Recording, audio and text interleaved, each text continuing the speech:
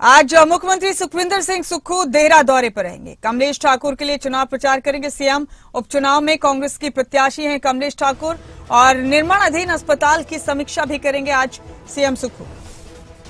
देहरा पहुंचेंगे आज। उपचुनाव में चुनाव प्रचार को धार देने वाले हैं आज मुख्यमंत्री सुखविंदर सिंह सुक्खू। यहां से कांग्रेस की उम्मीदवार कमलेश ठाकुर हैं। कमलेश ठाकुर सीएम सुक्खू की धर्मपत्नी भी हैं और कांग्रेस ने उन्हें इस बार देहरा उपचुनाव के लिए उम्मीदवार बनाया। यहां रुक करेंगे एक बार फिर अपने ब्यूरो हेड प्रदीप ठाकुर का। प्रदीप, सीएम सुक्खू आज देहरा दौरे पर जाएंगे। यहां कांग्रेस के उम्मीदवार कमलेश ठाकुर के हक में चुनाव प्रचार करने वाले हैं, यानी कि प्रचार तेज है कांग्रेस का भी। तफसील से बताइए उनके दौरे के बारे में।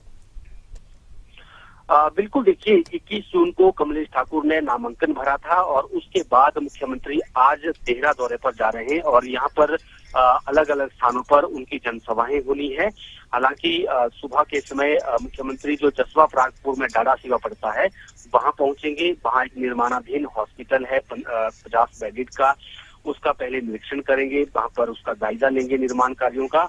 और उसके बाद देहरा विधानसभा क्षेत्र के तहत अलग अलग स्थान है, चपलाहा है, चनौर है और सबसे पहले 10:30 बजे का जो समय है वो चपलाहा पहुंचने का है। और उसके बाद चनौर जाना है, फिर कनौइल में है और बड़ूला और बेहद डोंटा में इनकी जनसभाएं होनी है, पब्लिक मीटिंग्स होनी है।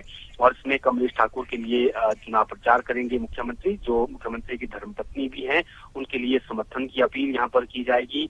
और जिस तरह से मुख्यमंत्री बार बार उपचुनाव को लेकर बीजेपी को, निर्दलीय विधायकों को कोस रहे हैं, ये उनकी वजह से ये स्थिति आज उत्पन्न हुई है कि उपचुनाव यहाँ आन पड़ा है।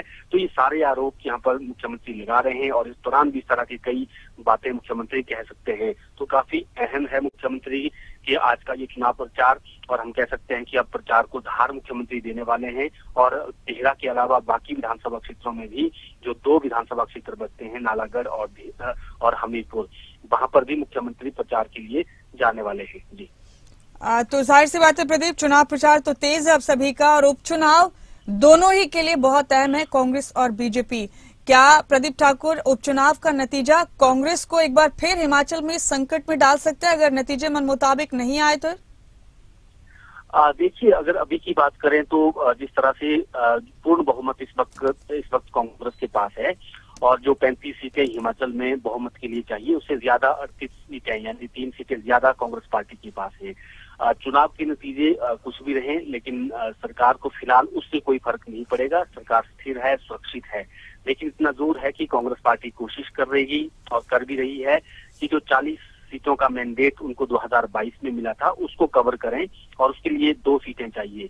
3 सीटों पर उपचुनाव है तो ये कोशिश कांग्रेस की रहेगी कि हम फिर 40 सीटों पर आए या 40 सीटों से पार जाएं।